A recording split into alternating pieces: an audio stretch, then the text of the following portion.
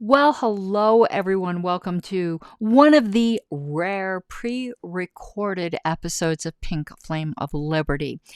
And I've often warned about the rise of Christian nationalism. But I want to talk today more generally, though we will touch upon Christian nationalism, upon mixing politics and religion. As libertarians, that should be a big no-no, and let's discuss why.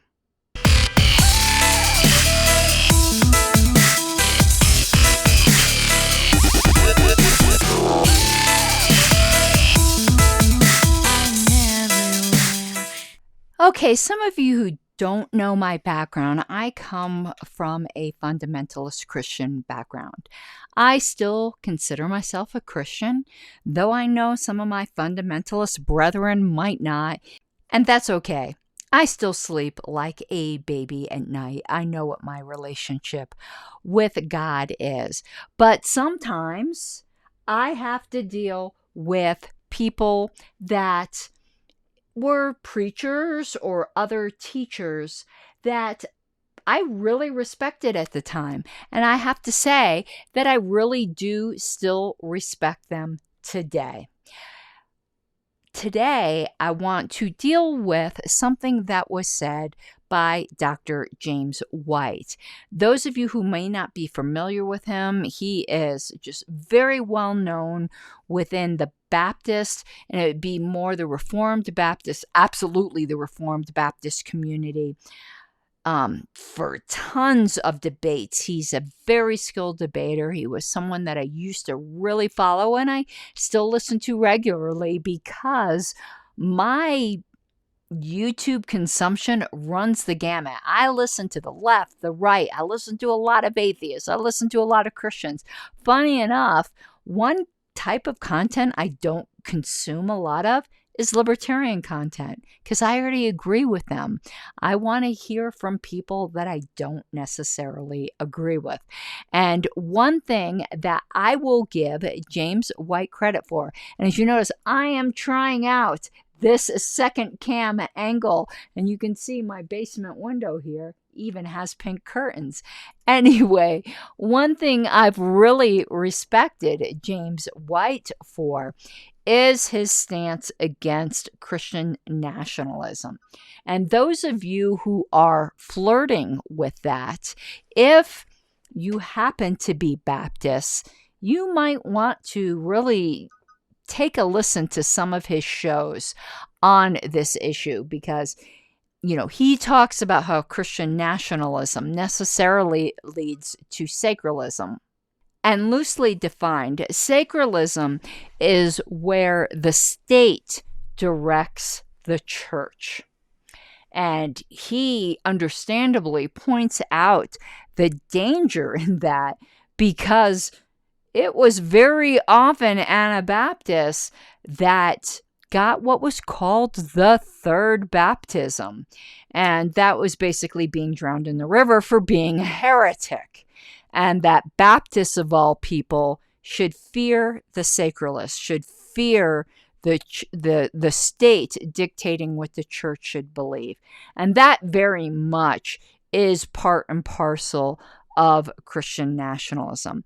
But that's not what we're going to talk about today. So you have Dr. James White, who is taking a very firm, fundamentalist Christian stand against sacralism. And we might, as libertarians, go, yeah. But the fact is, even his view of Christianity will lead to something that is unacceptable to libertarians. He doesn't want the state dictating what the church should believe. Great. But he wants the church or the people of the church dictating how state force is used. The problem is state force. Let's take a listen to what he had to say in a recent episode. True, long-lasting conversion. A majority of people all across the world. what would that do to politics? Change everything, wouldn't it? Radically so. Because now these people want to hear the voice of Christ. They want to be in submission to him. They want their government to be under submission to him. Not the other way around, where the government puts them under submission to these laws. They want these laws. They seek after God's Torah, is how Isaiah puts it.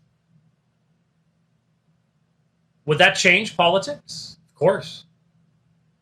And I think I almost get the feeling he fears that what it would do is it would make politics completely subject to theology, which it would, actually, when you think about it. So, it's perfectly fine for Christians to want to be in submission to Christ.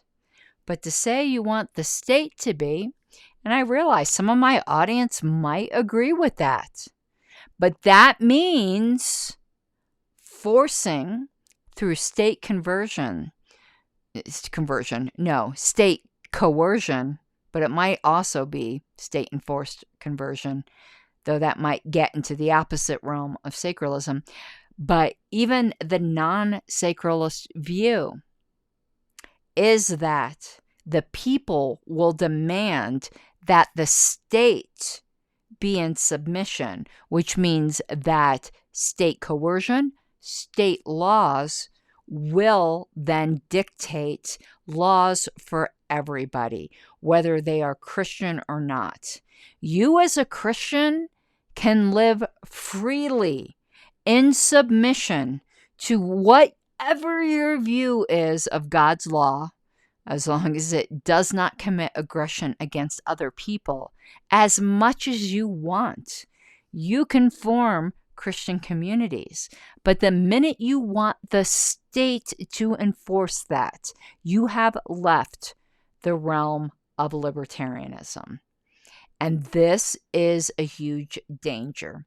It is not just the danger from the Christian nationalists and the post-libertarians, but the Christian nationalists such as Stephen Wolfe. It is even a danger from those who are opposed to sacralism, like James White. All right, this was a short episode. I do hope you got something out of it. If you support the work that I do, I would certainly appreciate your support at patreon.com/Pink Flame of Liberty. And you can also subscribe to the channel and follow me on Twitter as Karen Ann Harlos. I appreciate your time and I hope you have an awesome day. Mi guapas de libertad. You gotta take what you're given, that's how we live it. Don't be mad at the system, it's simply how we've existed. I hear a lot of people talking like they politicians and choose to be an accountant because it's safe in a business, not because they want